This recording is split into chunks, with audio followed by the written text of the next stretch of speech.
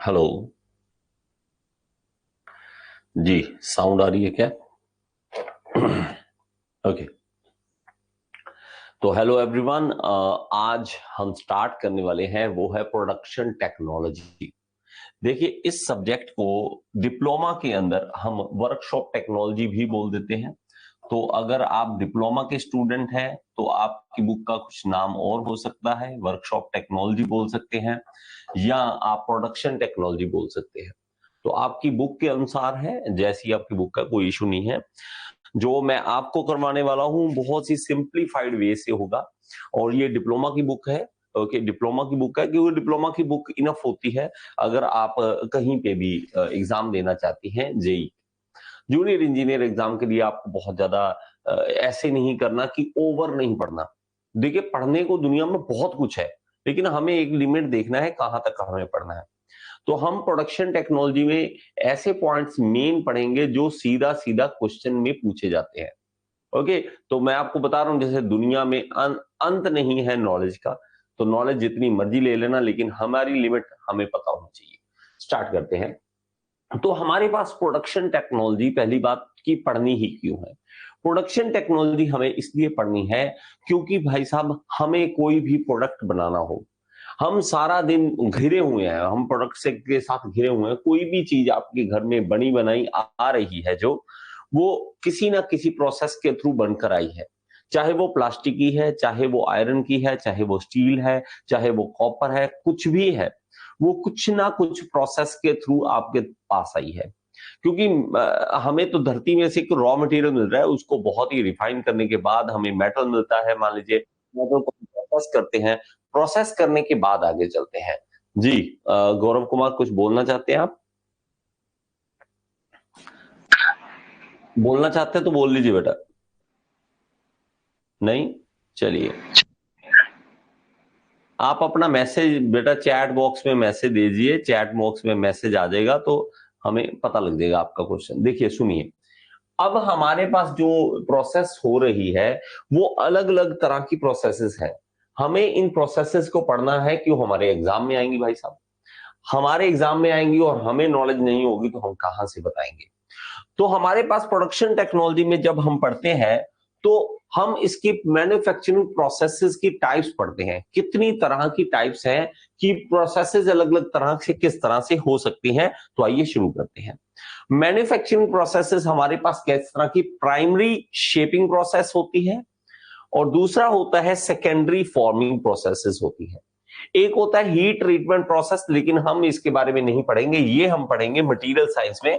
Material science में हाँ, एक बात आपको बहुत ही जरूरी है जो जानने वाली, कि आप अगर इस सब्जेक्ट को शुरू करने वाले हैं तो पहले मटेरियल साइंस पढ़ लीजिए। मैंने जो मटेरियल साइंस आपको पढ़ा रखा है उस मटेरियल साइंस को पहले पढ़ लीजिए ताकि आप इसको कर सकें। ओके जी। तो ये आरआरबी जेई में काफी ज्यादा पूछा जाता है। ओके, तो मटेरियल साइंस अगर आपने नहीं पढ़ा, मेरे द्वारा करवाया मटेरियल साइंस अगर आपने नहीं पढ़ा, तो आप ये मत स्टार्ट करना, पहले मटेरियल साइंस करना, तब इस सब्जेक्ट के ऊपर आना। क्योंकि बेसिक्स जो होता है, देखो, हमें जो दुनिया दिख रही है वो दुनिया असल दुनिया नहीं है, नकली दुनिया है। अगर मेरे पास ये लॉक है, अब मैं कह रहा हूं कि ये सॉलिड प्रोडक्ट है, ये एक सॉलिड है, लेकिन अगर आप इसको जूम करके देखोगे तो इसके एटम्स हैं, इसके इलेक्ट्रॉन्स हैं और घूम रहे हैं लगातार इसके अंदर। और इनकी एक डेफिनेट शेप है, डेफिनेट इसका एक पैटर्न है कि कौन सा इलेक्ट्रॉन कहां पर बैठेगा, कौन सा एटम कहां पर बैठेगा, ताकि वो एक प्रॉपर एक प्रोडक्ट बना सके। और उनको बीसीसी, एफसीसी, अगर आपको बीसीसी नहीं पता, एफसीसी नहीं पता, उसको कैसे कन्वर्ट करते हैं, रिक्रिस्टलाइजेशन टेम्परेचर क्या होता है, तो मेरे भाई आपसे हाथ जोड़कर रिक्वेस्ट है, मटेरियल साइंस आप पहले पढ़ लीजिए ताकि हमें कोई भी प्रॉब्लम इसके अंदर ना आए। ओके, बात समझ आ गई? अब देखिए, अब जो प्राइमरी शेपिंग प्रोसेस है, प्राइमरी मतलब पहले, सबसे पहले हम क्या करेंगे किसी प्रोडक्ट को बनाने के लिए, तो उसके अंदर हमारे पास आ जाता है casting, forming, rolling, drawing, sintering, extrusion और बेंडिंग। ये सब प्रोसेसेस जो हैं वो प्राइमरी शेपिंग के लिए हमारे पास। और उसके बाद आ जाएगा मशीनिंग, ये सेकेंडरी में machining, surface finishing, joining, assembly, ये सब कुछ आ जाएगा सेकेंडरी। तो मैं एक छोटी सी आपको वीडियो दिखा देता हूं, उस वीडियो से बहुत ही ज्यादा क्लैरिटी आ जाएगी आपको और चीजें आपको समझ आएंगी, जो मैं आपको समझाना चाहता हूं उसके बारे में काफी क्लैरिटी आपको मिल जाएगी। तो मैन्युफैक्चरिंग प्रोसेसेस जो है, मैं एक बार इसकी थोड़ी सी ब्राइटनेस इंक्रीज कर देता हूं ताकि आपको क्लियर दिखे, नहीं तो ये क्लियर नहीं दिखेगा। तो मैं इसको आपको साथ साथ समझाता जाऊंगा और इसकी आपको बेसिक आइडिया मैन्युफैक्चरिंग प्रोसेसेस कौन कौन सी होती है उसके बारे में आपको पता चल जाएगा। ओके, सबसे पहले हमारे पास forming, casting, moulding, joining, machining, additives, ये सब प्रोसेसेस हमारे पास होती है। एक बार देख लीजिए इसको, टाइप्स ऑफ मैन्युफैक्चरिंग प्रोसेसेस, और अगर आप मेरे साथ साथ नोट्स बना सकते हैं तो ज्यादा अच्छा है। नोट्स बनाएंगे तो आपका बहुत ही फायदा रहने वाला है। देखिए क्या, फॉर्मिंग हो सकता है, कास्टिंग हो सकता है, मोल्डिंग हो सकता है, ज्वाइनिंग हो सकता है, मशीनिंग हो सकता है और एडिटिंग हो सकता है। ये मैन्युफैक्चरिंग प्रोसेसेस अलग अलग तरह की होती है। एक एक करके धीरे धीरे इन सबको समझेंगे। और इसके अंदर अगर आप देखोगे फॉर्मिंग प्रोसेसेस के अंदर क्या क्या आता है, क्योंकि एक पहले हमें सिलेबस को देखना है कितना, नीचे ऐसे ऊपर खड़े होकर देखना कि नीचे क्या क्या है, वो धीरे धीरे एक एक चीज को क्लियर करेंगे। फॉर्मिंग के अंदर फॉर्जिंग आ गया, एक्सट्रूशन आ गया, रोलिंग आ गया। ये प्रोसेसेस में क्या आ गया, फोर्जिंग, एक्सट्रूशन, रोलिंग, ये हमारा फॉर्मिंग प्रोसेसेस में आ जाएगा। ये हमारा फॉर्मिंग प्रोसेस। कास्टिंग के अंदर die casting, sand casting, investment casting, बहुत सारी अलग अलग प्रोसेस पढ़ेंगे, एक बार ओवरव्यू ले लीजिए। मोल्डिंग के अंदर injection moulding, compression moulding, blow moulding. Joining के अंदर वेल्डिंग, सोल्डरिंग, फास्टनिंग, ये प्रोसेसेस है जिसके अंदर वेल्डिंग में से सबसे ज्यादा क्वेश्चन पूछे जाते हैं। वेल्डिंग ऐसा है जो आरआरबी जेई के लिए फेवरेट माना जाता है। मशीनिंग में देखेंगे टर्निंग, ड्रिलिंग, रीमिंग, बहुत सारी प्रोसेसेस है, तो एक बार ये लिखी हुई है। एडिटिंग में 3D प्रिंटिंग आ गई, आजकल की मॉडर्न टेक्नोलॉजी, लेजर सिंटरिंग और वैट फोटो पॉलीमराइजेशन, तो ये भी हमारे पास है, लेकिन ये सिलेबस में बहुत कम पूछा जाता है। चलिए आगे चलते हैं, ये प्रोसेसेस आ गई। इस तरह की प्रोसेसेस हमें पढ़नी है एक एक करके धीरे धीरे। तो सबसे पहले हम देख लेते हैं मैन्युफैक्चरिंग प्रोसेसेस में क्या क्या हमें चाहिए। देखिए सिलेक्शन कैसे करते हैं, मटेरियल क्या है हमारा, ऑब्जेक्ट की ज्योमेट्री क्या है, नंबर ऑफ पार्ट्स कितने बनने हैं, ये सब, मतलब आप प्रोसेस कौन सी करना है, मैंने आपको बता दिया ये प्रोसेस, वेल्डिंग कर लो, वो कर लो, वो कर लो प्रोसेस। लेकिन आप कहोगे सर मुझे कौन सी चूज करनी है, मुझे कौन सी इसमें से चूज करनी है, वो कैसे पता चलेगा? तो वो पता चलेगा कौन सा आपके पास मटेरियल है, ऑब्जेक्ट की ज्योमेट्री कैसी है, पहले बड़ा है, छोटा है, कैसा है, ओके, नंबर ऑफ पार्ट्स कितने बनाने हैं, कम बनाने हैं, ज्यादा बनाने हैं, टूल एंड मटेरियल कॉस्ट कैसी है, टूल आपके पास कैसा है, मटेरियल की कॉस्ट, और required level of automation, automation की जा सकती है या नहीं। और सबसे बड़ी बात आ जाती है कि पैसा, कि पैसा कितना है आपके पास। अगर आप क्या चाहते हो कि ऑटोमेशन करना चाहते हो और बढ़िया बढ़िया बनाना चाहते हो, अपने आप चलता रहे, प्रोडक्ट बहुत अच्छा बने, भाई साहब पैसे चाहिए। तो हमें ये सब चीजें ध्यान में रखनी पड़ेगी, तब हम सिलेक्शन करेंगे कि मटेरियल की कैसी सिलेक्शन करनी है, कि मतलब आपको मैन्युफैक्चरिंग प्रोसेस की कैसे सिलेक्शन करनी है। ओके, तो हम इन सब चीजों का ध्यान रखेंगे। अब सबसे पहले करते हैं फॉर्मिंग के बारे में। फॉर्मिंग इन्वॉल्व्स अप्लाइंग, देखिए इसके ऊपर एक बार पढ़ लीजिए, involves applying forces or pressure and plastically deform the material to produce the desired shape। बात को बड़े ही ध्यान से समझना, क्या कह रहा है, involves applying forces and pressure, आप फोर्स प्रेशर लगाओगे, okay, plastically deforming, plastically deform करना क्या होता है, प्लास्टिकली डिफॉर्म करने का मतलब है कि आप फोर्स लगाएं और उस मटेरियल की इलास्टिसिटी लिमिट से ज्यादा फोर्स लगाएं ताकि वो प्लास्टिक स्टेट में आ सके, प्लास्टिसिटी में आ सके, ताकि हम उसके ऊपर फोर्स लगाएं, जैसे ही फोर्स लगाएं वो उसी शेप में रह जाए जिस शेप में हम उसको बना के रखना चाहते हैं, वो वापस ना आए। जैसे आपने स्प्रिंग को देखा है, स्प्रिंग खींचो वापस, लेकिन खींचो जोर से और वापस ना जाए, वो उसकी प्लास्टिसिटी होती है। तो हम इसको डिफॉर्म जो कर रहे हैं वो प्लास्टिकली करेंगे। प्लास्टिकली करेंगे तो डिफॉर्मिंग कहेंगे इसको, फॉर्मिंग। ओके, तो फॉर्मिंग प्रोसेसेस अलग अलग तरह की डिजायर्ड शेप जो भी आप बनाना चाहते हो, चाहे आपके पास फॉर्मिंग मोस्ट जो है वो मेटल्स के ऊपर हम करते हैं। ओके, और मेटल्स के ऊपर करते हैं। नेक्स्ट हम देखते हैं, इसमें दो तरह की प्रोसेसेस आ जाती है। एक आ जाती है हॉट वर्किंग, एक आ जाती है कोल्ड वर्किंग। देखिए, एक हॉट वर्किंग का मतलब क्या है कि जब आप उसको टेम्परेचर अबव लेके जाते हैं, किससे? रिक्रिस्टलाइजेशन टेम्परेचर से। जब रिक्रिस्टलाइजेशन टेम्परेचर से अबव लेकर टेम्परेचर, ज्यादा टेम्परेचर करके उसका फिर हम उसके ऊपर वर्किंग करते हैं, उसको हॉट वर्किंग बोलते हैं। और कोल्ड वर्किंग किसे कहेंगे? जब रिक्रिस्टलाइजेशन टेम्परेचर से नीचे हम काम करते हैं। अब रिक्रिस्टलाइजेशन टेम्परेचर क्या है, इसीलिए कह रहा हूं मटेरियल साइंस पढ़ लेना, नहीं तो तंग होगे, नहीं तो परेशान होगे कि सर ये क्या है। रिक्रिस्टलाइजेशन मैंने बहुत ही अच्छी तरह से समझाया, लेकिन एक ओवरव्यू आपको अभी दे देता हूं। रिक्रिस्टलाइजेशन टेम्परेचर वो टेम्परेचर है जब अपनी एटम्स जो है, एटम्स अपनी शेप चेंज कर देते हैं। जैसे मैं कहता हूं स्ट्रक्चर चेंज कर दी, कैसे? बीसीसी से एफसीसी चलेगी, बॉडी सेंटर्ड क्यूबिक से फेस सेंटर्ड क्यूबिक में चले गए, बीसीसी से एफसीसी में चले गए। तो इसको उस टेम्परेचर, जिस टेम्परेचर से ये चेंज करते हैं, उसको रिक्रिस्टलाइजेशन टेम्परेचर बोलते हैं। ये मैंने आपको आयरन कार्बन डायग्राम में मटेरियल साइंस के अंदर समझाया हुआ है। प्लीज एक बार जरूर समझें इस चीज को डेप्थ में जाने के लिए, लेकिन अभी तक के लिए ये समझ लें कि हमें रिक्रिस्टलाइजेशन टेम्परेचर से ऊपर और नीचे दोनों को हम देखते हैं। ये क्या है? इसको easier to plastically the deform metal, मतलब इसको इजी है हॉट वर्किंग। जब आपने रिक्रिस्टलाइजेशन टेम्परेचर से ऊपर कर लिया तो इजीली आप इसको डिफॉर्म कर सकते हैं। ओके, इसमें क्या है? Increase material strength, strain hardening. जैसे ही हम कहते हैं कोल्ड वर्किंग, जैसे हम टेम्परेचर लोअर पे किसी चीज को खींचते हैं तो उसमें स्ट्रेन हार्डनिंग होने लग जाती है। स्ट्रेन हार्डनिंग क्या है? जब हम किसी चीज को खींचते हैं उसके अंदर स्ट्रेन आती है।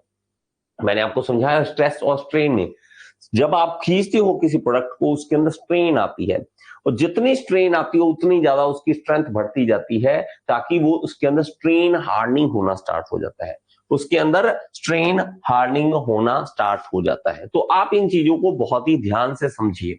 ओके, इसके अंदर आ जाता है फोर्जिंग, रोलिंग, एक्सट्रूशन। ये मेनली तीन प्रोसेसेस हम इसके अंदर पढ़ेंगे, फोर्जिंग, रोलिंग, एक्सट्रूशन। किसके अंदर? फॉर्मिंग के अंदर। सबसे पहले हम इसके अंदर आ जाते हैं फोर्जिंग के अंदर। अब फोर्जिंग के अंदर हमारे पास इस तरह से दो डाई ले लेंगे बेटा, टॉप डाई, बॉटम डाई, उसके बीच में हम इसके मेटल रख लेंगे और इसको दबाएंगे जोर से, ठीक है, फोर्स लगाएंगे। जैसी शेप इसकी डाई की होगी वैसे ही इसकी शेप बन जाएगी। तो हमारे पास शेप बन चुकी है, तो हम इसको फोर्जिंग बोलते हैं। इसमें क्या होता है? इसमें मैकेनिकल प्रॉपर्टीज इंप्रूव होती हैं। जो हम मैकेनिकल प्रॉपर्टीज इंप्रूव करना चाहते हैं, difficult to achieve tight tolerance की, अगर आप कहो कि एग्जैक्ट इस टॉलरेंस की हमें चाहिए, तो वो इसके अंदर मिलना मुश्किल है। Equipment can be expensive, equipment बहुत है। मतलब आप अगर आप देखोगे कि फोर्जिंग करना चाहते हो तो इक्विपमेंट काफी महंगे मिलते हैं आपको, मतलब इसका सेटअप कॉस्ट ही काफी महंगा पड़ जाता है इसको करना। ओके, अब इसके अंदर आ जाता है नेक्स्ट एक्सट्रूशन। एक्सट्रूशन के अंदर करते क्या है? ये एक तरह से टूथपेस्ट है, आप डेली करते हो। डेली क्या है? टूथपेस्ट आप दबाते हो तो एक्सट्रूशन प्रोसेस करते हो। अंदर देखो, अगर आप देखोगे तो टूथपेस्ट जो है अंदर मतलब इस तरह से रखी हुई है बस टूथपेस्ट, अब कोई शेप नहीं, कोई साइज नहीं, ऐसा नहीं। आप दबाते हो तो उसकी एक प्रॉपर गोल शेप, सिलेंड्रिकल शेप निकलती है। आप पूरा अच्छा सा, और एड में देखोगे तो बहुत अच्छा लगता है। तो आप जब दबा रहे हो वो क्या कर रहे हो? आप एक्सट्रूशन कर रहे हो बस। अब ये देखो, इसमें गर्म किया, रैम से दबाया, ये देखो टूथपेस्ट की तरह बाहर आ गया। तो इसको प्रोसेस को एक्सट्रूशन प्रोसेस कह देते हैं। ये एक्सीलेंट सरफेस फिनिश देता है, बहुत अच्छा। Can achieve tight tolerance, tolerance भी अच्छी आ सकती है, पर only suitable for 2D shapes. 2D shape के लिए हो सकता है, 3D शेप के लिए नहीं हो सकता। तो एक्सट्रूशन। रोलिंग में देखेंगे हमारे पास रोल्स होते हैं, यहाँ पे देखेंगे रोलर है, और हमारी शीट जो है इसके बीच में से निकलती है। हम इसका हमें जो थिकनेस है वो कम कर सकते हैं, वो शेप चेंज कर सकते हैं, तो ये रोलिंग के अंदर होता है। जैसे कि ये देखिए, आपके पास जो आई शेप बीम होते हैं, ये देखिए इस तरह से बनते हैं। अब धीरे धीरे इसकी शेप जो है, जितना आप इसको नीचे लाते रहेंगे उतना ज्यादा वो थिकनेस कम करता जाएगा। तो ये रोलिंग का एक प्रोसेस होता है। इसके कारण मैकेनिकल प्रॉपर्टीज इंप्रूव करती है। फुली ऑटोमेटेड किया जा सकता है, ये है, इंसान की जरूरत ही नहीं, अपने आप चल रहा है।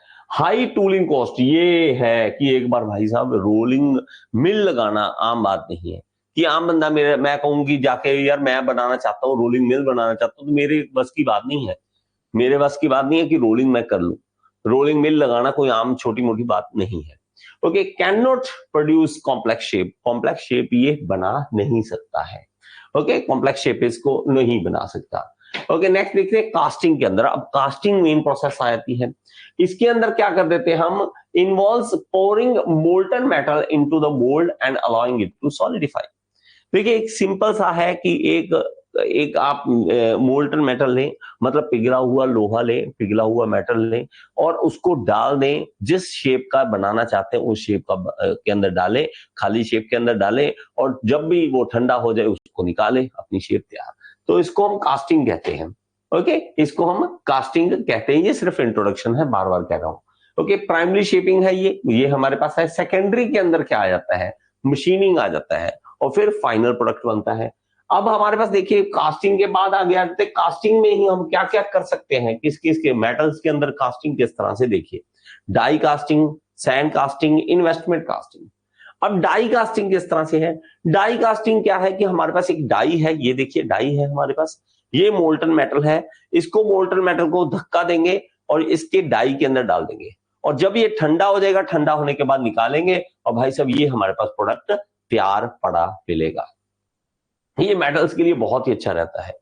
ओके, नेक्स्ट हम चलते हैं डाई कास्टिंग में और पढ़ लिए, mostly use for non ferrous metals, non ferrous के लिए यूज कर रहे हैं हम। ओके, तो ये हमारे लिए बहुत फायदेमंद रहता है नॉन फेरस की। एक्सीलेंट सरफेस फिनिश हमें मिलती है, can achieve tight tolerance, high startup cost, ये स्टार्टअप कॉस्ट बहुत ज्यादा हाई होती है, तो हमें ये फायदे मिलने, कुछ ना कुछ नुकसान कहीं ना कहीं तो मिलते हैं। सैंड कास्टिंग जो आप हर स्टूडेंट ने देखा हुआ है, मिट्टी का भाई साहब यहाँ पे रखे, रेत रखे यहाँ पर, ठीक है, कोप एंड ड्रैग, हमारे पास दो बॉक्स होते हैं, एक होता है कोप, एक होता है ड्रैग। इसको हम यहाँ पे एक कैविटी बनाएंगे और इसको इसके ऊपर रखने के बाद यहाँ पर पोरिंग मेटल जो है पोर कर देंगे, मेटल जो है पिघला हुआ मेटल इसके अंदर पोर कर देंगे और जब ठंडा होगा तो हमारे पास शेप तैयार हो चुकी होगी। सबसे देसी जुगाड़ जो है बढ़िया बनाने का वो ये है, लेकिन यही है कि सरफेस फिनिश नहीं अच्छी आती, उसको दोबारा दोबारा सही करना पड़ता है। Can be use for wide range of metals, can produce large and complex parts. Okay, very low initial cost, initial cost बहुत कम आती है, आम कोई भी कर सकता है। Okay, poor surface finish, not as accurate as other casting processes, तो बाकी तरह अच्छा नहीं माना जाता इसको। सैंड कास्टिंग तो इवन ये बात कहेंगे ना सैंड कास्टिंग की, सैंड कास्टिंग आप घर पे भी कर सकते हो। आप देखोगे नेट पे सर्च करके तो अंग्रेज जो है ना, मोस्टली हमें ना बहुत कम वीडियोस कई बार मिलती हैं, अंग्रेजों को मिल जाती हैं, वो घर पे ही कर रहे हैं। हाँ, हम कर रहे हैं इंडिया में, फैक्ट्रीज में कर रहे हैं, छोटी छोटी फैक्ट्रीज है, ठीक है, कम ही लेबर चाहिए इसके लिए, कोई ज्यादा लेबर भी नहीं चाहिए होती है, घर पे ही कर रहे हैं। अंग्रेजों को देखते हैं घर पे कर रहे हैं भाई साहब।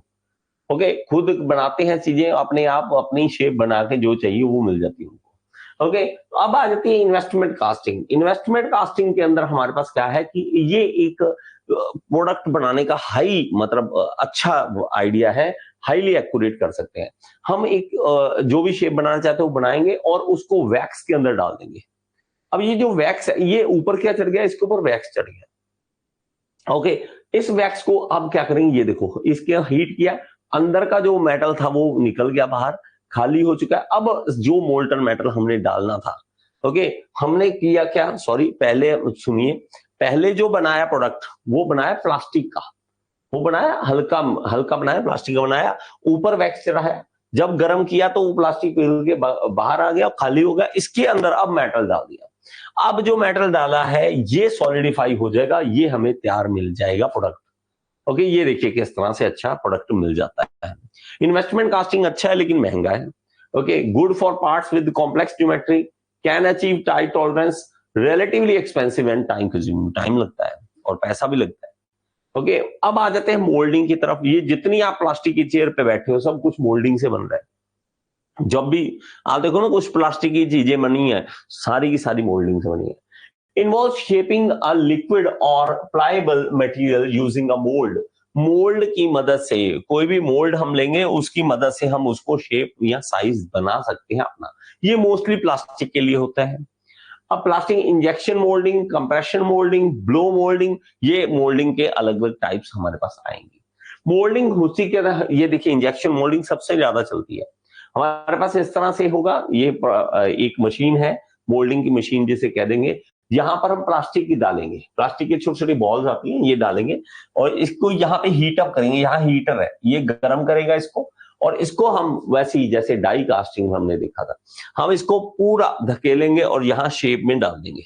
इस तरह से देखिए, अभी ये देखिए गर्म किया, गर्म करने के बाद आगे इसको धकेल देंगे इसके अंदर, और धकेलने के बाद डाई जो है हमारी उसके अंदर प्लास्टिक जाएगा।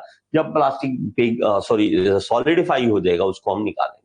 अब जितनी आप देखोगे प्लास्टिक की जितनी चीजें आपके पास आसपास पड़ी हैं इसी तरह, तभी तो प्लास्टिक की चेयर वगैरह इतनी सस्ती भी मिल जाती है। 200, 300, 400 में प्लास्टिक की चीजें, प्लास्टिक के कितने प्रोडक्ट बन रहे हैं, धड़ाधड़ बिक रहे हैं। क्यों? हल्के इजीली मिल जाते हैं, सस्ते मिल जाते हैं, प्लास्टिक मोल्डिंग से बनाई जा रहे हैं, धड़ाधड़ बना बना फेंक रहे हैं बस। Okay, mostly use for thermoplastic, thermoplastic के लिए यूज किया जाता है। ओके, ये वेरी फास्ट प्रोसेस है, ये सबसे ज्यादा है कि ऐसे can be fully automated, fully automatic कर सकते हैं। हाई स्टार्टअप कॉस्ट, अगेन पैसा, पैसा आ जाता है वहां हमारी जान निकल जाती है कि सर पैसा लगेगा, ठीक है, नहीं तो हम सारे स्टूडेंट मिलके ना कुछ कर ले। ओके, कंप्रेशन मोल्डिंग में क्या है, कंप्रेस करते हैं चीजों को, ये देखिए इस तरह से। अब हम प्रेस करेंगे और ये कंप्रेशन के कारण जैसी शेप है वैसी शेप ले लेगा, लेकिन बहुत कम यूज करते हैं क्योंकि इसमें लिमिटेड आ जाता है, शेप्स लिमिटेड आप बना सकते हो इसकी। तो ये प्लास्टिक, ये भी बनाने का मेथड है हमारे पास, कंप्रेशन मोल्डिंग भी मोस्टली यूज फॉर थर्मोसेट्स। तो ये थर्मोसेट्स के लिए हमारे पास। ओके, थर्मोप्लास्टिक अलग होते हैं, थर्मोसेट्स अलग होते हैं। लो टूलिंग कॉस्ट, टूलिंग कॉस्ट कम है इसका, इजी बना सकते हो इन चीजों को। Relatively slow process, not well suited for complex design, अच्छे डिजाइन के लिए, कॉम्प्लेक्स के लिए नहीं है। ओके, मशीनिंग में अब देखिए हम मशीनिंग के अंदर क्या क्या पढ़ेंगे। Involve using a tool to remove material from a larger object. अगर आप बड़े ऑब्जेक्ट में से कोई, आप देखिए पहले प्राइमरी हमने देखा, कास्टिंग कर लिया, लेकिन कास्टिंग में आप देखोगे सरफेस फिनिशिंग अच्छी नहीं है, उसके अंदर साइड में कुछ लगा हुआ है, अच्छी टॉलरेंस, जो एग्जैक्ट टॉलरेंस चीज हमें चाहिए वो नहीं मिल रही है, तब हम आएंगे मशीनिंग पे। कि प्राइमरी हमने वो सारी प्रोसेसेस कर ली, जब हमें सेकेंडरी में आना है तो मशीनिंग उसके ऊपर कर सकते हैं। इसके अंदर मटेरियल रिमूव होता है। पहले जो हम प्रोसेसिंग में देखते हैं उसके अंदर मटेरियल रिमूव नहीं कर रहे हैं, हम जो मटेरियल शेप चाहिए वो हम ले रहे हैं। इसके अंदर जो शेप मिल चुकी है, शेप को हम डिजाइन करना चाहते हैं, टॉलरेंस अच्छा लाना चाहते हैं, उसके सही साइज में लाना चाहते हैं, तब हम मशीनिंग करेंगे। तो ये मेटल रिमूवल प्रोसेस आ जाता है, मशीनिंग जो है मेटल रिमूवल प्रोसेस आ जाता है। इसके क्या कहते हैं, ये क्या है, सेकेंडरी शेपिंग प्रोसेस है। सेकेंडरी शेपिंग के लिए हम यूज करते हैं इसको। तो इसको मशीनिंग के अंदर क्या क्या पढ़ेंगे वो हम एक एक देखेंगे। ये मेटल के लिए, प्लास्टिक के लिए, वुड के लिए, सबके लिए है। ड्रिलिंग हो गया, टर्निंग हो गया, रीमिंग हो गया, बहुत सारी प्रोसेसेस हैं, लेकिन इंट्रोडक्शन में हम यही पढ़ेंगे। ओके, मशीन सबसे पहले ड्रिलिंग में देख लें। अब ड्रिलिंग देखिए, आप इस तरह से गोल घुमाते हैं और ये मटेरियल रिमूव हो रहा है। मटेरियल रिमूव होने के बाद हम इसमें होल कर देते हैं। ओके, उसके बाद हमारे पास आया था टर्निंग। टर्निंग हम जो लेथ मशीन में करते हैं, जब हम देखते हैं कि गोल घूम रहा है चीज, इस तरह से हम कटिंग टूल की मदद से हम अपनी शेप तैयार कर लेते हैं। ये कॉम्प्लेक्स चीजें कोई भी, ये देखो थ्रेड कटिंग। अब थ्रेड कटिंग अगर आप थ्रेड बनाना चाहते हो, कास्टिंग से थोड़ा ना बनते हैं। अब ज्वाइनिंग प्रोसेस है, जब दो चीजों को जोड़ना, ज्वाइन करना, तो मल्टीपल अलग अलग कंपोनेंट को जब हम एक साथ जोड़ना चाहते हैं उसको हम ज्वाइनिंग बोलेंगे। जैसे कि वेल्डिंग कर ली, रिवेटिंग कर ली, ब्रेजिंग कर ली, सोल्डरिंग कर ली, फास्टनिंग कर ली, ये सारी प्रोसेस जो है वो ज्वाइनिंग प्रोसेस है, ज्वाइन करने के लिए। अब वेल्डिंग अगर आप करना चाहते हो, दो मेटल्स लीजिए, उसको हीटअप कीजिए। हीटअप करने के बाद हमारे पास यहाँ पे एक ज्वाइंट बन जाएगा और दोनों चीजें आपस में जुड़ जाएंगी। ये हमारी इजीली वेल्डिंग में हम देखते हैं इन चीजों के बारे में।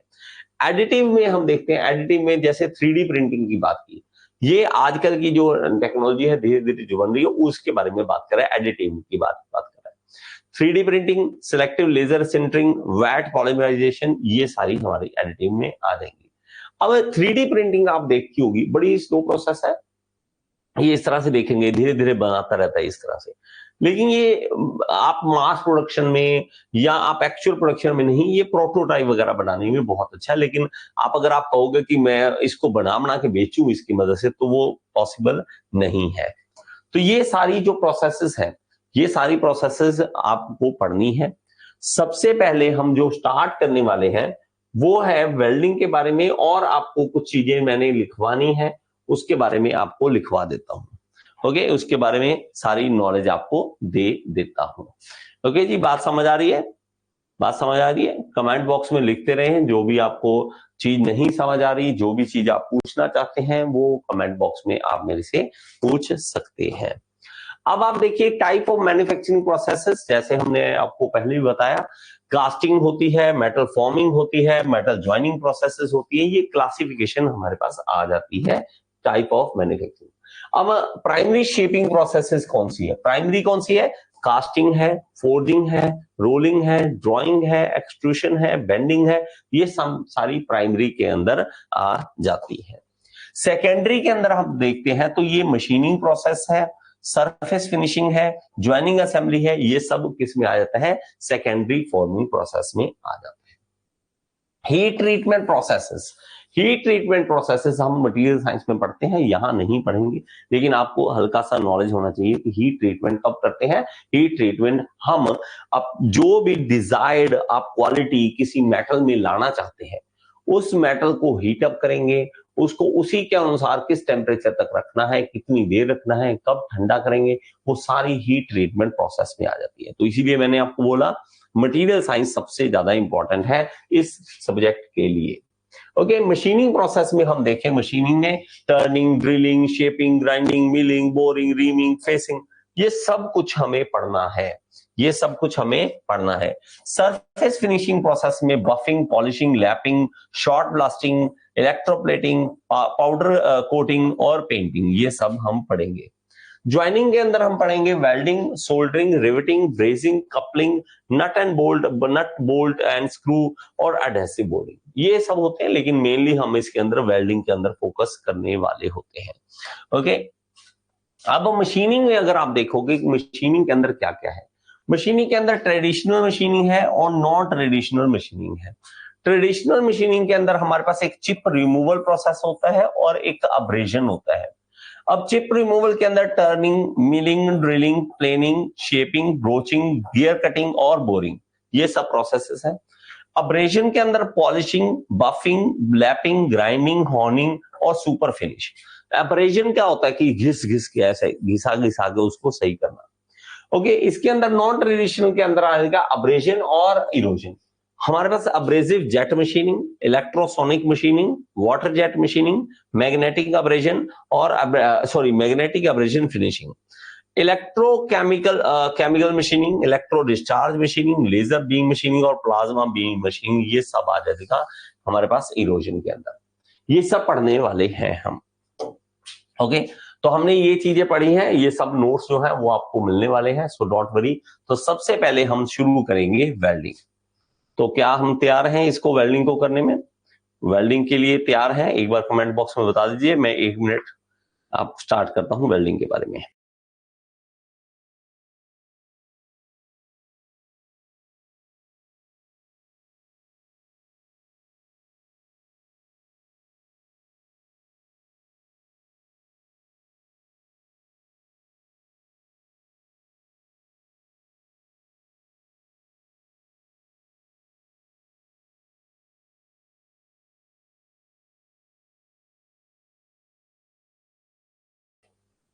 ओके, तो हम स्टार्ट करने वाले हैं वेल्डिंग। बहुत ही इंपॉर्टेंट टॉपिक है, बहुत ही ज्यादा इंपॉर्टेंट टॉपिक है, इसको बड़े ही ध्यान से करना, क्योंकि इसके अंदर से जो एग्जाम में क्वेश्चन बनते हैं सबसे ज्यादा बनते हैं। खास करके मैंने आपको बोला आरआरबी जेई के लिए सबसे ज्यादा इसमें से क्वेश्चन बनते हैं। चाहे आप 1 महीना लगा लो मेरे साथ, धीरे धीरे कर लो चीजों को, लेकिन आप अपनी क्लैरिटी लाए और ज्यादा से ज्यादा बच्चे लाइव आओ, ताकि आप मैसेज करके कमेंट बॉक्स में मुझे पूछ सको कि आपके क्वेश्चन कौन कौन से हैं। ओके, तो हम स्टार्ट करते हैं वेल्डिंग के बारे में। अब वेल्डिंग होती क्या है और वेल्डिंग करनी क्यों है? अब भाई साहब, कहीं भी हमें 2 चीजें जोड़ना, हम कपड़ा अगर कहीं से फट जाए तो सुई धागा से जोड़ लेते हैं, लेकिन मेटल अभी कहीं से जोड़ना है, 2 मेटल को आपस में जोड़ना है, तो क्या करें? अब सुई ढंग का थोड़ा ना वहां पे काम आएगा, तो वहां पे हमें वेल्डिंग करनी पड़ती है। अब वेल्डिंग दो चीजों को जोड़ने की प्रोसेस है। Welding is a process which is use for joining the two metal pieces of same और डिफरेंट मटेरियल। चाहे मटेरियल सेम हो चाहे डिफरेंट हो, अलग अलग तरह की वेल्डिंग आती है जिसकी मदद से हम वेल्डिंग कर सकते हैं। और ये बहुत ही बड़ी कला है, बहुत ही बड़ी कला। आप देखोगे कुछ मेटल पे हमें करंट अलग चाहिए, वोल्टेज अलग चाहिए, और मेटल चेंज हो जाए तो उसकी शेप हमें किस तरह से, मतलब हमें क्या उसके अंदर पैरामीटर यूज करने हैं। जैसे जैसे एक्सपीरियंस बढ़ता है वेल्डिंग के अंदर, धीरे धीरे समझ आती है, धीरे धीरे समझ बढ़ती जाती है। नहीं तो अनजान बंदे अगर वेल्डिंग को पकड़ ले तो मेटल अगर पतला सा, मान लीजिए एक थिन प्लेट ले ली, उसके ऊपर वेल्डिंग करो, वो पिघल जाएगी, मेटल ही पिघल जाएगा। तो हमें बहुत ही अच्छा ज्ञान चाहिए वेल्डिंग को करने के लिए। हम वेल्डिंग करते हैं तो इसमें होता क्या है, it is a metallurgical fusion process. Metallurgical मैंने आपको मटेरियल साइंस में आपको बोला, जैसे हम जब गर्म करते हैं तो हम गर्मी के कारण उसकी स्ट्रक्चर को चेंज कर रहे हैं। तो जब हमारे पास यहाँ पे एक प्रोडक्ट है, उसको गर्म किया, इसको मैं हमारे पास गर्म किया, दोनों मेटल जब गर्म हुए तो इसके अंदर मेटलर्जिकल चेंजेस आएंगे, इसके अंदर आएंगे, दोनों आपस में फ्यूज होंगे, मेटलर्जिकल फ्यूजन होगा।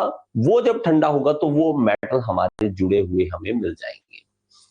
अब and in this process the interface of two parts are brought to a temperature above the melting point. तो हमारे पास इसका ध्यान रखें, इस वेल्डिंग में जो देखिए वेल्डिंग बहुत सारी पढ़ेंगे, अभी के लिए एक बार ये समझ लीजिए, क्योंकि वेल्डिंग के अंदर बहुत सारी चीजें हमने क्लासिफिकेशन में पढ़नी है, जिसको हम वेल्डिंग ज्वाइनिंग प्रोसेस के अंदर ले लेते हैं। अभी हम ये समझते हैं जैसे कि आर्क वेल्डिंग है, गैस वेल्डिंग है, इसके अंदर हम क्या करेंगे कि जो मेटल हम जोड़ना चाहते हैं उसको above the melting point of that metal, उस मेटल के मेल्टिंग पॉइंट से ज्यादा गर्म करते हैं। जब वो मेटल मेल्ट हो जाते हैं तो दोनों आपस में जुड़ जाते हैं ठंडे होने पे। तो हमारे पास then it is allowed to solidify so that the permanent joining of the metal take place. तो परमानेंट ज्वाइनिंग उसके अंदर हो जाती है, और ये बहुत ही खास, क्या ये एक परमानेंट ज्वाइंट बनता है। परमानेंट ज्वाइंट इसलिए बोलेंगे, क्यों भाई साहब, अगर इसको खोलना है तो तोड़ना ही पड़ेगा, और एक बार तोड़ा तो जो दोबारा से वेल्डिंग करनी पड़ेगी। जैसे नट एंड बोल्ट है, अगर कहीं पे नट एंड बोल्ट लगे, नट खोला, काम किया अपना जो भी करना है, अलग किया, उसको जोड़ दिया, ज्वाइनिंग होगी दोबारा, बड़ी इजी थी। वो टेम्परेरी ज्वाइनिंग है, परमानेंट नहीं है ना। तो हम इनको परमानेंट में लेंगे, क्यों, क्योंकि एक बार वेल्डिंग होगी, उसको ऐसे नहीं यार साइड करना, एक मिनट दोबारा जोड़ना है, दोबारा नहीं जुड़ेगा। तो ये एक परमानेंट ज्वाइनिंग प्रोसेस आ जाएगी। हम देखते हैं वेल्डिंग को इस तरह से। तो हमारे पास इसको हम क्या कहेंगे, बेस मेटल। ये क्या है हमारा बेस मेटल, जो भी मेटल जिसके ऊपर हम करना चाहते हैं, वेल्डिंग करना चाहते हैं, वेल्डमेंट बोल देते हैं जिसे, वेल्डमेंट बोल देते हैं, या बेस मेटल बोल देंगे जिसके ऊपर वेल्डिंग करनी है। तो ये हमारा जो है गर्म करना है इस एरिया को, और इसको इतना गर्म करना है कि मेल्टिंग पॉइंट से ज्यादा गर्म हो जाए, और जब ये सॉलिडिफाई हो तो ये आपस में जुड़ जाए। Okay, welded. अब तो कुछ बातें खास, अब हम जो एक्चुअल वेल्डिंग, आर्क वेल्डिंग वगैरह वो सब कुछ पढ़ेंगे, लेकिन वो धीरे धीरे स्टार्ट होगा। अब पहले एक डेफिनेशन है जो बहुत ही इंपॉर्टेंट मानी जाती है, जैसे कि वेल्डेबिलिटी। अब वेल्डेबिलिटी किसे कहेंगे, वेल्ड की एबिलिटी, वेल्ड करने की एबिलिटी। ओके, उसको क्या है, the weldability may be defined as the property of metal which indicate that is with which two similar, sorry spelling mistake hai, okay, two similar or dissimilar metals are joined by fusion with or without application of the pressure। अब इसको बड़े ही ध्यान से सुनिए, ठीक है, इसको बड़े ही ध्यान से सुनिए, इसको एडजॉइन ओके। अब देखिए बड़े ध्यान से सुनिए, कहता है कि ये प्रॉपर्टी है मेटल की, प्रॉपर्टी है किसकी, मेटल की, विच इंडिकेट, जो इशारा करती है, ओके, इशारा क्या करती है कि दो सिमिलर और डिसिमिलर मेटल्स एडजॉइन किए जा सकते हैं विद और विदाउट एप्लीकेशन ऑफ प्रेशर। चाहे आपको प्रेशर लगाएं, चाहे आप प्रेशर ना लगाएं। मतलब आप कहोगे सर ये क्या मतलब है, प्रेशर लगाएं या ना लगाएं, देखिए आप जब आर्क वेल्डिंग की बात करते हो तो आप वेल्डिंग जब आप करते हो तो आप मेटल को पीसेस को ऐसे दबा के जोर लगा के पकड़ते नहीं हो, नीचे रख देते हो, बस वेल्डिंग कर देते हो, प्रेशर नहीं लगाना पड़ता आपको।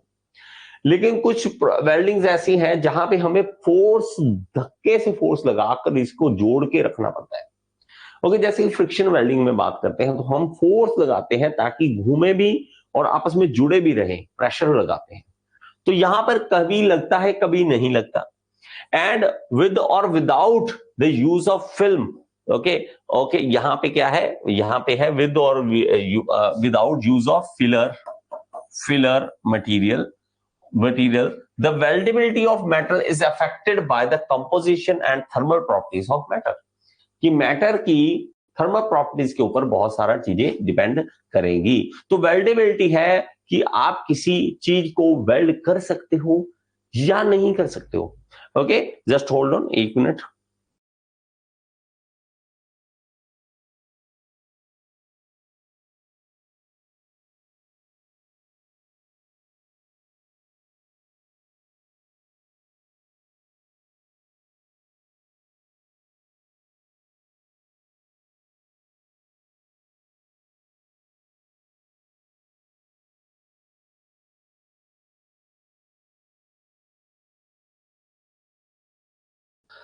ओके, तो वेल्डिंग, वेल्डेबिलिटी क्या हुआ कि वेल्डिंग उसके ऊपर करनी है तो कैसा हम कर सकते हैं, वो हमारा यहाँ पे प्रॉपर्टी हमें शो करेगी। अब हमारे पास वेल्डिंग भी अलग अलग तरह की है। सबसे पहले आता है ऑटोजेनस वेल्डिंग। ऑटोजेनस वेल्डिंग क्या है? It is the welding is the fusion welding method that does not require the application of filler material.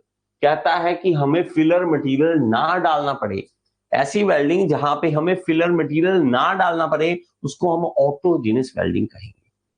बड़े ही ध्यान से समझना, ऑटोजेनस वेल्डिंग याद रखो क्या, जिसके अंदर फिलर मटेरियल नहीं डालना। कि हम वेल्डिंग कर रहे हैं, आपने देखा होगा जब हम कभी वेल्डिंग करते हैं साथ में फिलर मेटल यूज करते हैं, फिलर मेटल यूज करते हैं तो हमारे पास वो नहीं यूज होता तो उसको हम ऑटोजेनस वेल्डिंग बोलेंगे। Okay, to form a weld, since solid state welding process generally do not use filler material, they may also be classified as autogenous। तो हम इसको autogenous भी बोलते हैं। आगे आता है होमोजेनस वेल्डिंग। होमोजेनस वेल्डिंग किसे कहेंगे? तो process of joining similar metals with the help of filler material road. हमारे पास फिलर मेटल हम यूज करेंगे और खास क्या गया, सिमिलर मटेरियल को हम जोड़ेंगे। सिमिलर मेटल जब हमारे पास हो कि इधर भी मेरे पास मान लीजिए आयरन है, इधर भी आयरन है, दोनों जोड़ना चाहते हैं, अलग अलग नहीं होना चाहिए, सिमिलर होना चाहिए, तो उसको हम होमोजेनस वेल्डिंग बोलेंगे। ओके, इसके example gas metal arc welding है, इलेक्ट्रोस्लैग वेल्डिंग है, सबमर्ज्ड आर्क वेल्डिंग है, ये सारी वेल्डिंग जो है होमोजेनस वेल्डिंग बोलते हैं। ओके, हेट्रोजेनस वेल्डिंग किसे कहेंगे? हेट्रोजेनस बोलेंगे जब अलग अलग मटेरियल हो। ओके, तो हमारे पास in the heterogeneous process a filler material different from the parent material is used. तो हमारे पास जो है मटेरियल अलग, फिलर मटेरियल जो है अलग मेटल होगा, तो हमारे पास अलग होगा। यहां पे देखिए, एक बड़े ही ध्यान से सुनना, यहां पे हमारे पास अगर मान लीजिए मेटल हमारे पास दो है, ठीक है, मान लीजिए यहां भी आयरन है, यहां भी आयरन है, आप जोड़ना चाहते हो फिलर मटेरियल की हेल्प से, लेकिन फिलर मटेरियल जो है वो अलग ही है, मतलब ये आयरन है, ये आयरन है, ये नहीं है, आयरन नहीं है, कुछ और है। तो ये जब अलग आ जाए तो उसको हम क्या कह देते हैं? हेट्रोजेनस बोल देते हैं, उसको हम हेट्रोजेनस। जैसे कि soldering and brazing are example of this type. Soldering और ब्रेजिंग इसकी टाइप की एग्जांपल है, इसकी टाइप की एग्जांपल है। तो हमारे पास इसमें क्या था होमोजेनस में, इसके अंदर वही हमारे पास मटेरियल है, वही फिलर रोड है, सेम होगा, फिलर रोड भी वही होगा, मटेरियल भी वही होगा, सिमिलर मेटल्स होंगे, ये होमोजेनस है। लेकिन जब हम देखेंगे यहां पर तो ये हेट्रोजेनस में अलग फिलर रोड होगी, अलग फिलर रोड होगी। इसके अलावा बेस मेटल किसे कहेंगे?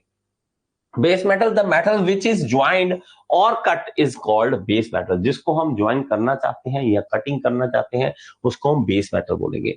फिलर मेटल किसे कहेंगे? Filler metal is required to fill the gap between the parts to be joined. जब हम वेल्डिंग करते हैं तो हमारे पास उसके अंदर गैप रह जाता है, इस तरह से कभी भी एग्जैक्टली जोड़ नहीं पाते हम, इस तरह से गैप रहता है। जो उस गैप को फिल करने के लिए हम देखते हैं तो वो हम फिलर मेटल का यूज करते हैं, फिलर मेटल रिक्वायर्ड होता है उसके लिए।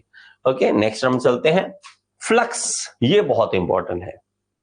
अब देखिए हमारे पास जब हम मेटल के ऊपर वेल्डिंग करते हैं तो उसके अंदर इम्प्योरिटीज होती हैं, इन इम्प्योरिटीज को बाहर लाने के लिए हम फ्लक्स का यूज करते हैं। ये फ्लक्स जो है वो किस तरह से, मैं आपको छोटी सी एग्जांपल देता हूं।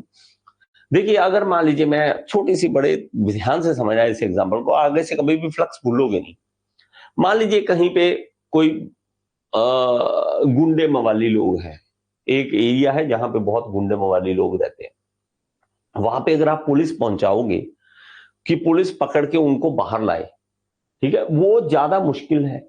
उनको पहचानना, उनके अंदर मिलना, उनको ढूंढना, ओके, पुलिस के लिए ज्यादा मुश्किल होगा। क्या करना पड़ेगा हमें, एक अपनी तरफ से पुलिस को गुंडा बनाकर, जैसे मूवीज में दिखाते हैं, आपने देखा होगा कि ये सलमान खान है जी, कोई और है, पहले वो गुंडा बनकर उनके साथ जाता है, उनके साथ मिलता है, बैठता उठता है, उनके बारे में जानकारी भी लाता है, फिर पकड़ के बाहर लाता है उनको। तो ये फ्लक्स जो है वो हीरो की तरह है, वो जाएगा, फ्लक्स जो है हम मटेरियल के अंदर डालेंगे, मेटल के अंदर वेल्डिंग करते करते डालेंगे, वो गंदगी को पकड़ेगा, अपने साथ मिलाएगा और बाहर ले आएगा। आगे से हमेशा ध्यान रहेगा ये आपको। फ्लक्स क्या करेगा, वो जाएगा मेटल के अंदर, पिघले हुए मेटल के अंदर गया, जो गंदगी है जो हमें नहीं चाहिए उसको ऑक्साइड्स बनाएगा, उसकी ऑक्साइड्स बनाकर बाहर लाएगा और ऊपर ऊपर तैरना स्टार्ट हो जाएगा। ऊपर ऊपर तैरेगा, उसको हम स्लैग बोल देते हैं कि ये स्लैग है। तो ये जो दिमाग है इसका, तो क्या गंदगी क्या लेके आए और ऊपर लाके अलग कर दें उसको मेटल के साथ, उसको हम फ्लक्स कहेंगे। Flux is chemical substance which used to remove oxides and other undesirable surface substances. So undesirable जो भी होगा उसको हम हटाना चाहते हैं। The type of flux used depends on the parent metal. तो पेरेंट मेटल पे डिपेंड करेगा हमारा कि कैसा आपका पेरेंट मेटल है, उसके हिसाब से हम फ्लक्स लगाएंगे। Which is to be welded. Mild steel does not require any flux. Mild steel को नहीं चाहिए because iron oxide has very low melting point, but non-ferrous materials such as copper and aluminum require fluxes. Mild steel को अगर आप पूछा जाए कि mild steel में कौन सा फ्लक्स यूज करेंगे, हम कहेंगे नहीं करते। ओके, अगर हम कहेंगे किसमें यूज कर रहे हैं तो हमारे पास एल्यूमिनियम, कॉपर, इसके अंदर हम यूज कर रहे हैं। ओके, आगे आता है डेपोजिशन रेट। डिपोजिशन रेट क्या है, जब आप वेल्डिंग करते हो, वेल्डिंग करते वक्त आप कितनी जल्दी से, स्पीड से वेल्डिंग कर रहे हो, कितनी जल्दी डेपोजिशन हो रहा है उसका, उसको हम डेपोजिशन रेट बोलेंगे। It is the rate at which the weld metal is deposited per unit time. It is expressed in kilogram per hour. किस रेट पर उसके ऊपर डेपोजिशन हो रही है, किस स्पीड से आप उसको डेपोजिशन कर रहे हो। टैक वेल्ड किसे कहते हैं, जैसे कहते हैं ना, एक छोटा सा, मान लीजिए कहीं पे आपने जोड़ना है, एक छोटा सा ज्वाइंट बनाना है, हल्का सा टैक, इस तरह से, उसको टैक वेल्ड बोलते हैं। Okay, it is the small weld with which is used to hold the two pieces during the actual welding. किसी दो, मान लीजिए दो हमारे पास कंपोनेंट है, इस तरह से जोड़ने हैं। स्टार्टिंग क्या होता है, हल्का सा एक वेल्ड लगा दो ताकि वो आपस में जुड़े रहें, उसके बाद वेल्डिंग स्टार्ट कर लो। तो ये एक छोटा सा वेल्ड होता है, उसको हम टैक वेल्ड बोल देते थे। ओके, टैक वेल्ड। अब हमारे पास आ जाता है कि इसकी क्लासिफिकेशन की बहुत ही इंपॉर्टेंट बात मैं आपको जो बताने वाला हूं, क्लासिफिकेशन के बारे में और इसकी एडवांटेजेस के बारे में हम बात करेंगे। ओके, ये बहुत इंपॉर्टेंट है, इसके बारे में जो है एक एक चीज जो है वो लिख लेना। जो जो मैं आपको लिखवाऊंगा, इसकी अलग अलग तरह की क्लासिफिकेशन आपको अलग अलग बुक में मिलेगी। तो जो आपको बुक में से अच्छी मिले वो अच्छी है, ठीक है, ये भी लिख सकते हो, वो भी आप लिखिए, कोई प्रॉब्लम नहीं है।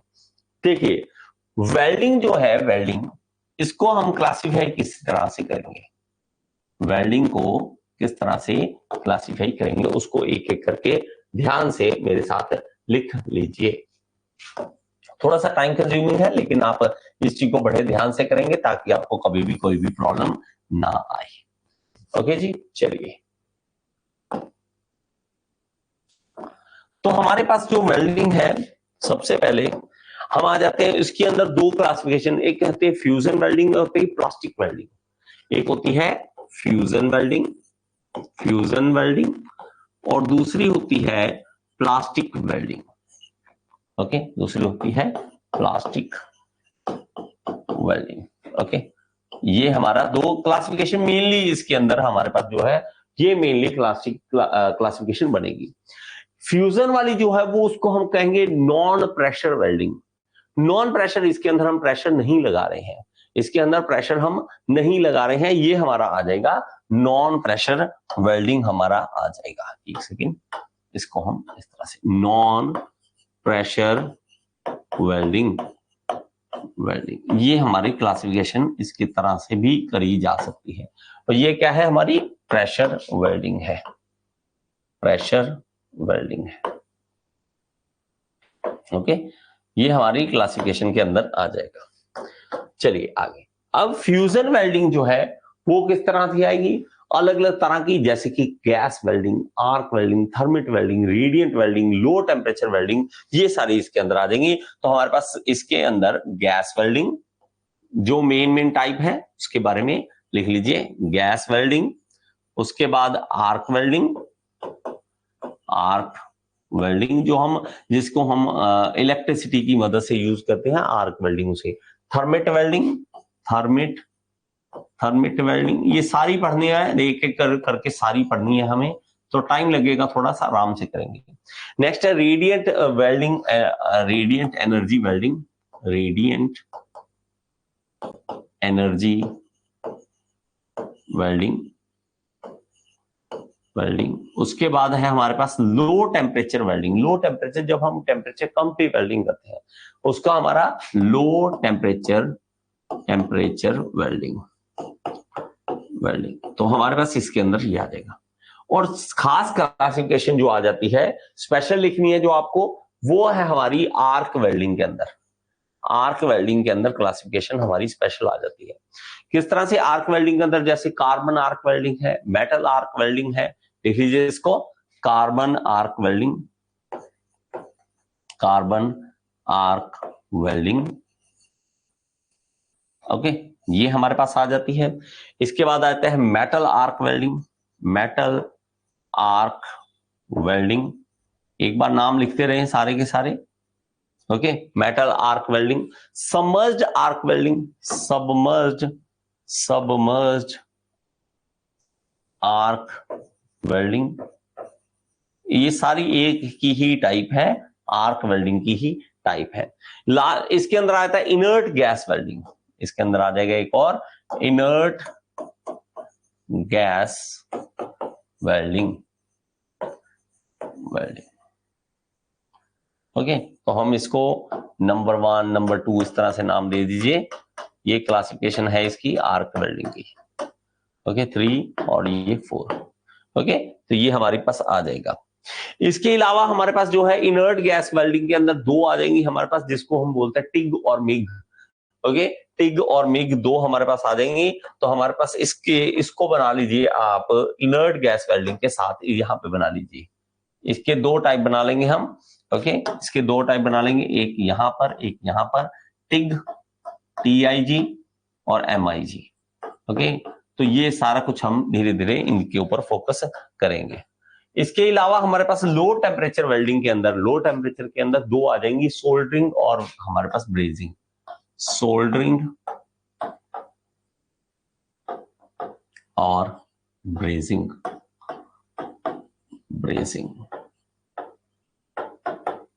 ओके, ये आ जाएगा। इसके अलावा हमारे पास आ जाता है प्लास्टिक वेल्डिंग, जिसको हम प्रेशर प्रोसेस, हमारे पास होता है कि प्रेशर वेल्डिंग है जिसके हम प्रेशर भी अप्लाई करते हैं। तो इसके अंदर आ जाएगा forge welding, resistance welding, friction welding, cold welding, ये सारी इसके अंदर आने वाली है। तो हमारे पास ये प्लास्टिक वेल्डिंग है, इसकी आगे आप टाइप बना लीजिए। तो हमारे पास कौन कौन सी टाइप आ जाएंगी, तो एक आ जाएगी resistance welding, resistance welding. Okay, ये रेजिस्टेंस वेल्डिंग जो हम रेजिस्टेंस क्रिएट करते हैं उसके कारण होती है। फोर्ज वेल्डिंग,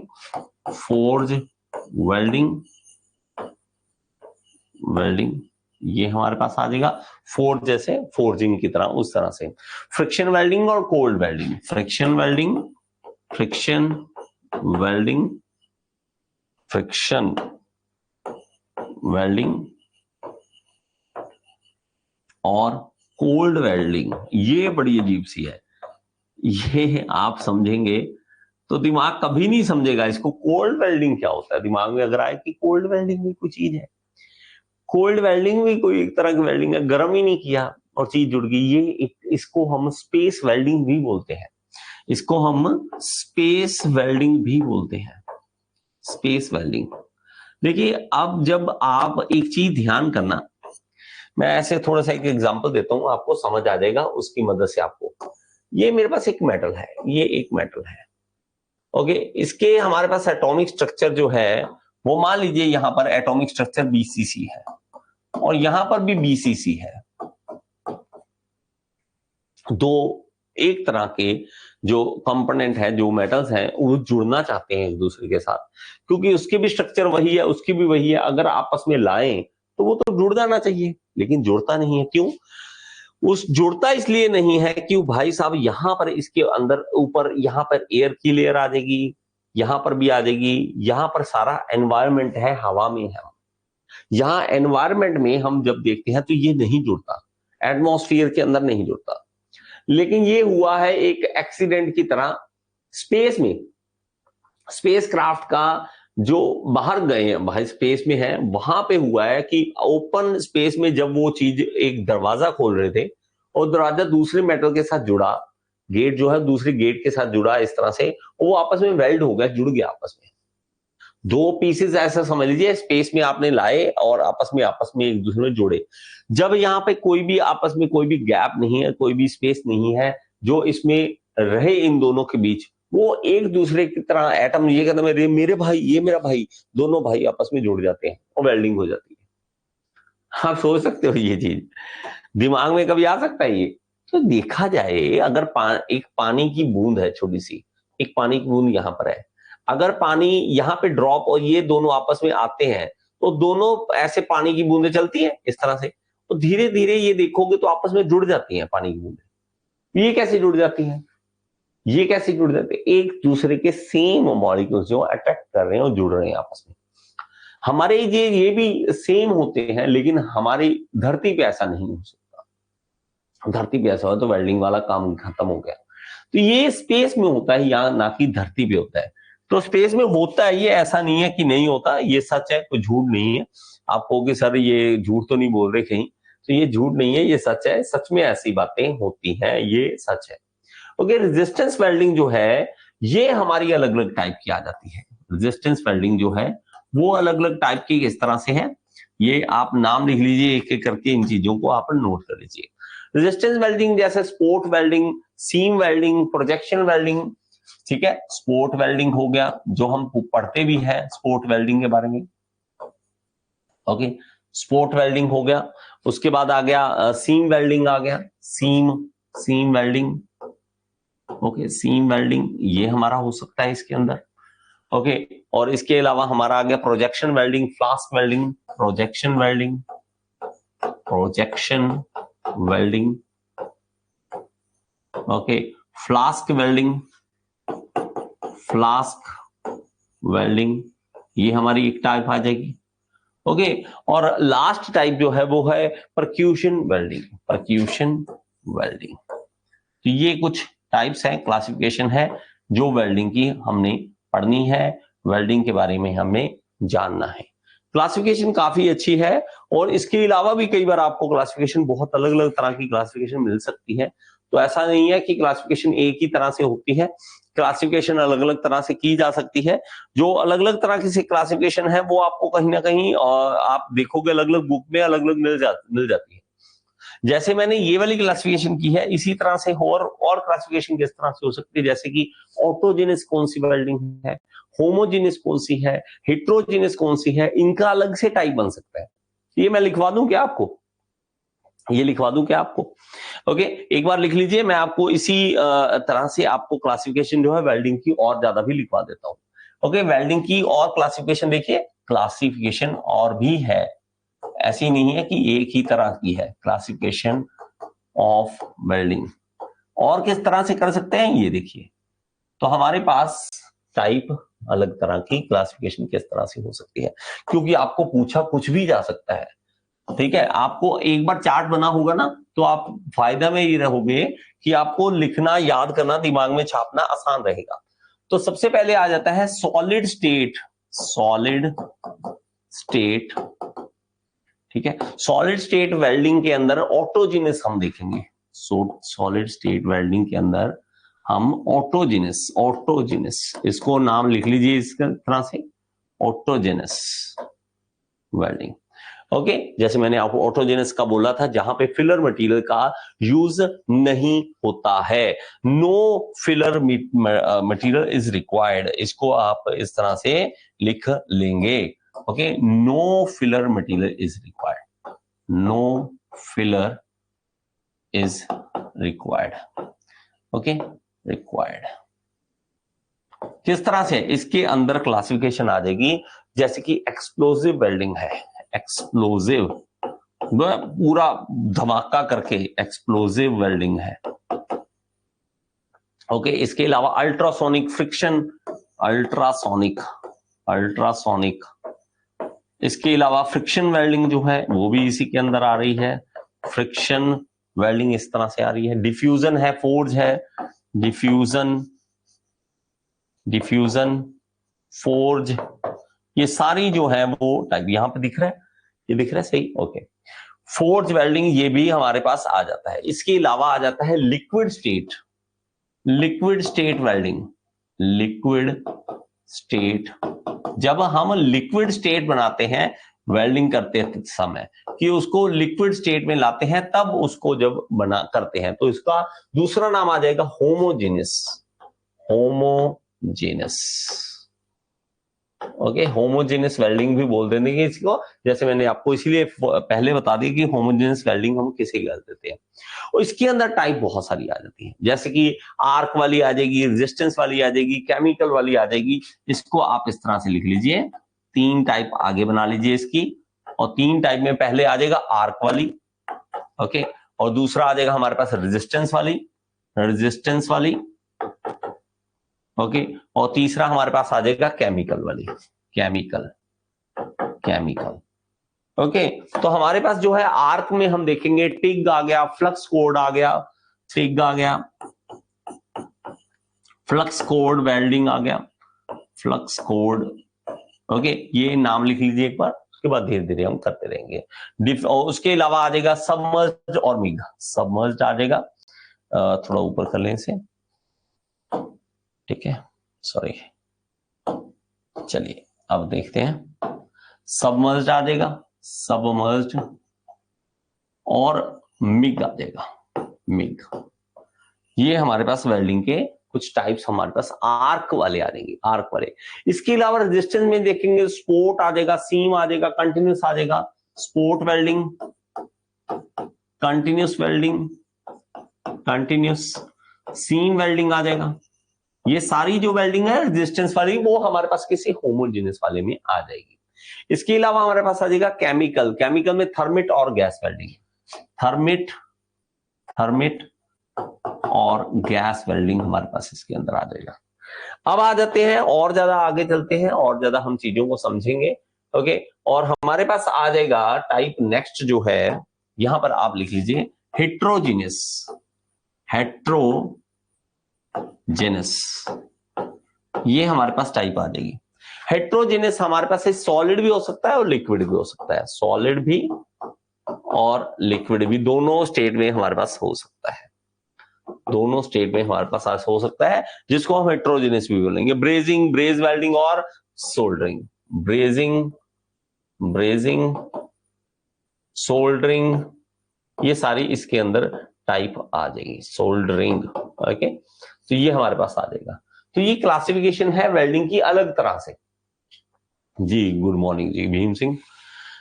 ओके, तो हमारे पास अलग तरह की टाइप आ जाती है, अलग अलग तरह से क्लासिफिकेशन है। ये क्लासिफिकेशन भी सही है, वो क्लासिफिकेशन भी सही है, कोई प्रॉब्लम नहीं है उनमें, दोनों एक जैसी क्लासिफिकेशन है, कोई उसमें कोई दिक्कत नहीं है।